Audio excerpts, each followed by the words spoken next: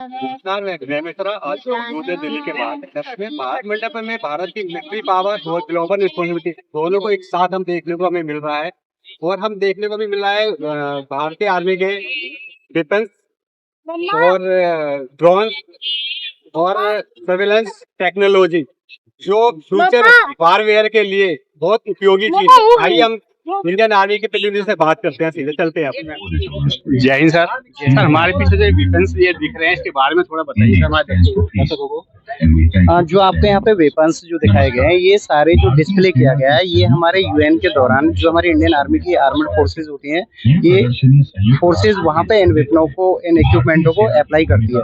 तो आपके सामने एक डिस्प्ले किया गया है। इस डिस्प्ले में सबसे पहले आप जो देख रहे हो ये इंसास राइफल है, मेड इन इंडिया राइफल है और ये अपनी ऑर्डिनेंस फैक्ट्री कानपुर के अंदर इसको डीआरडीओ के द्वारा डिजाइन किया जाता है। सर, इसका इफेक्टिव रेंज है जो 400 मीटर है, बहुत ही हल्का है। मात्र 4.1 kg का ये वेपन है जिसकी मैगजीन के अंदर 20 राउंड्स आते हैं। और इस वेपन के साथ साथ आपने जो साथ में देख रहे हो ये साइटें दिखाई दे रही हैं कुछ। सिर्फ दिन में जब हम फायर करते हैं तो एक समय हमें टारगेट बहुत दूर तक आइडेंटिफाई आंखों से हो जाता है, लेकिन जब हम अगर उसी टारगेट को रात में देखते हैं तो हमें 100 से 200 मीटर से ज्यादा दिखाई नहीं देता है। इसकी कमी को दूर करने के लिए आप देख रहे हो कि यहाँ पे टीआई साइट दी गई है। ये थर्मल इमेजिंग साइट है जो आपके अंदर से निकलने वाली थर्मल को इमेज में क्रिएट करती है और ये 800 मीटर तक आपको टारगेट को आइडेंटिफाई कराती है। तो दूसरा आप देख रहे हो होलोग्राफिक साइट है। आप जब एक नॉर्मल वेपन को यूज करते हो तो आप देखते हो वेपन पे लगी हुई जो ओपन साइट है उनसे आप टारगेट को मिला के और सिस्ट लेते हो जिसमें थोड़ा सा टाइमिंग लगता है। इस चीज के लिए अगर इसमें क्या है आपको रेड डॉट दिखाई देगा। आपने टारगेट हथियार के ऊपर इस साइट को लगाया और अपने सीधा टारगेट के ऊपर इस हथियार को जब एम करोगे तो आपको रेड डॉट दिखाई देगा। आप ट्रिगर को प्रेस करोगे तो आपका टारगेट किल हो जाएगा। ये सबसे अच्छी खूबी है कि मेड इन इंडिया साइट है जो हमारे देश की कंपनियों द्वारा डिजाइन की गई है।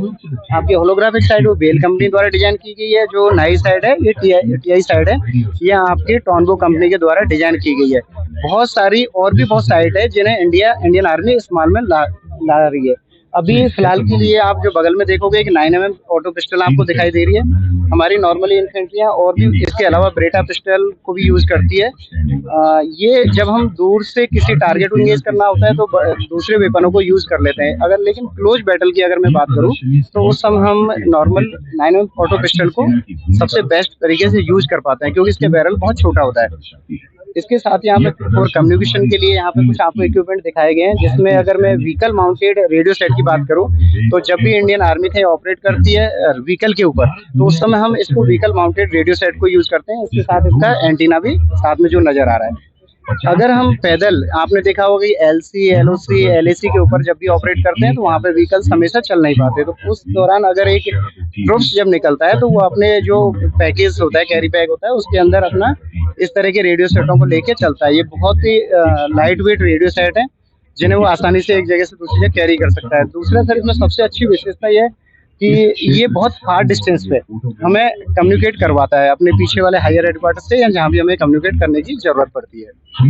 एनीवन सर तो ये 9mm पिस्टल जो है कितनी इफेक्टिव और पावरफुल है सर 9mm जो ऑटो पिस्टल है सबसे अच्छी चीज तो ये है कि इसके अंदर 12 राउंड आते हैं। मतलब इसकी मैगजीन के अंदर 13 राउंड आ सकते हैं बट हम भरते इसके अंदर 12 राउंड ही है। सेकंड ये है कि जो इसका रेंज अगर मैं क्लोज बैटल की बात करता हूँ तो 15 मीटर तक का इसका एक इफेक्टिव रेंज दिया गया है। अगर मैं इसको सपोर्ट के साथ फायर करूँ तो 25 मीटर तक टारगेट को बहुत बढ़िया एंगेज करती है। नाइट साइड जो है रात में भी एनिमी को ढूंढ सकती है। सर नाइट साइड जितनी भी नाइट साइड होती है वो नाइट के लिए ही बनाई जाती है। ये जो टीआई साइड है थर्मल इमेजिंग है ये नाइट के लिए ही डिजाइन की गई है क्योंकि रात के समय दिन में तो हम वैसे ही देख पा रहे हैं टारगेट को बट रात के समय जो हम आइडेंटिफाई नहीं कर पाए थे तो थर्मल है आपके अंदर बॉडी के अंदर निकलती हुई थर्मल को इमेज में क्रिएट कर रही है। आप जैसे पुराने जमाने में ब्लैक एंड व्हाइट टीवी देखते थे तो उसमें आप ब्लैक एंड व्हाइट टीवी में आपको एक इमेज दिखती थी ब्लैक और बीच में व्हाइट। इस तरह की एक इमेज क्रिएट करती है जिससे हम टारगेट को बहुत जल्दी आइडेंटिफाई कर सकते हैं। सर इंसास राइफल में ये 3D ग्रिप है इसका कितना फायदा है सर?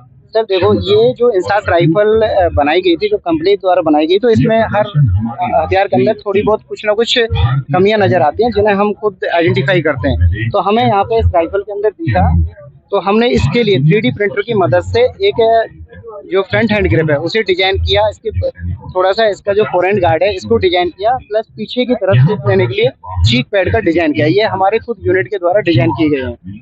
और इनसे इस हथियार को स्टेबिलिटी मिलती है, जिससे एमिंग करने में बहुत अच्छी सुविधा होती है।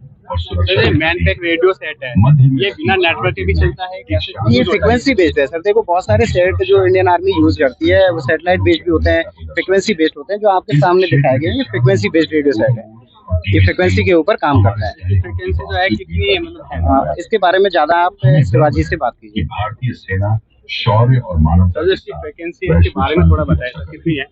इसके फ्रिक्वेंसी सर ये अपने 3 ब्रांड में काम करता है, HF, UHF, EHF ब्रांड में काम करता है, यानी तीनों ब्रांड में काम करता है।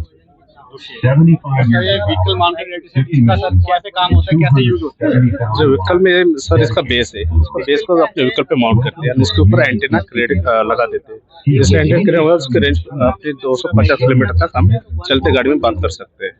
As you सर, move हम to the Indian trail, army की बात करें तो सबसे बेस्ट उनके लिए कौन सा from वेपन होता ballistic है? protection Weapon. to the radio systems that bridge the weapon gap के बारे में मैं आपको बता देता हूँ जी। नॉर्मली वेपन जो हम इंसास राइफल यूज कर रहे हैं बहुत अच्छा वेपन है, इसको अभी तक इंडियन आर्मी इस्तेमाल में लाती जा रही है। लेकिन जैसे जैसे टेक्नोलॉजी बढ़ती जा रही है वैसे वैसे हमें हथियारों को भी अपग्रेड करने की जरूरत पड़ रही है। हमने अभी रिसेंटली आपने देखा होगा कि यहाँ पे कमांडोज खड़े हैं जिनके पास 6716 असॉल्ट राइफल है, उसका कैलिबर भी बढ़ गया है वेपन का और प्लस उसका इफेक्टिव रेंज है वो भी बढ़ गया है। इसके अलावा जो नॉर्मली हम अभी AK-203 जो कि हमारे खुद देश के अंदर डेवलप हो रही है। सर, जो इंडियन आर्मी हमारी यूएन में डिप्लॉयड है, उसका मेन मकसद क्या होता है? सर हमारा मेन मकसद ये होता है कि सबसे पहली चीज के यूएन ने जिस काम के लिए हमें वहाँ डिप्लॉय किया है और वो काम है कि प्रोटेक्शन ऑफ सिविलियन, मतलब शांति स्थापित करने के लिए हमें वहाँ पे किया गया है। तो हम बिगर गोली चलाए कोशिश करते हैं कि वहाँ पे शांति स्थापित हो जाए। सर, यूएन में जब डिप्लॉय होते हैं तो वहाँ पे किस तरीके के सोल्जर उनको छाटे जाते हैं वहाँ भेजने के लिए? सर